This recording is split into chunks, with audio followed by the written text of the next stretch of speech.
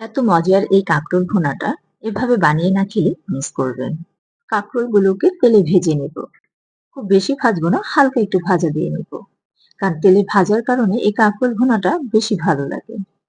বিশ্বাস করেন, এভাবে কাঁকরোল ভুনা করলে বাসায় আর কিছুই লাগে না, শুধু কাঁকরোল ভুনা দিয়ে 1 প্লেট ভাত খেয়ে ফেলা যায়। এই তেলের মধ্যেই আরো সামান্য পরিমাণ তেল দিয়ে তারপর কাঁকরোলটা ভুনা করব। এবং এখানে পেঁয়াজ কুচি নিয়েছি 1 কাপেরও বেশি পরিমাণ। পেঁয়াজটাকে একটু ভেজে নিয়ে তারপর এর মধ্যে আদা এবং রসুন বাটা দিয়ে দিব। 1 চামচ মরিচ গুঁড়া, 1/2 চামচ হলুদ গুঁড়া, 1 চামচ ধনিয়া গুঁড়া, সামান্য পরিমাণ লবণ দিয়ে মশলাটা কষিয়ে নিচ্ছি। মশলাটা ভালো মতো কষানো হলে তারপর এর মধ্যে টমেটো কুচি দিয়ে দেব। এর মধ্যে 2টা টমেটো কুচি দিয়ে দিচ্ছি, সাথে 1.5 চামচ টক দই। টমেটোটা যখন সম্পূর্ণ গলে যাবে তখন এর মধ্যে পানি দিয়ে দেব। পানিটা খুব বেশি দেব না, মিডিয়াম মতো পানি দেব।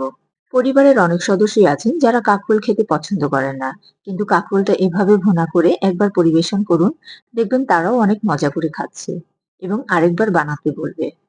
15 মিনিট পর ফিরে আসলাম। এবার এর মধ্যে জিরা গুঁড়ো দিয়ে দিচ্ছি 1.5 চামচ এবং চিনি দিয়ে দিচ্ছি 1.5 চামচ। কাঁকরোল ভুনাটা পুরোপুরি রেডি হয়ে গিয়েছে।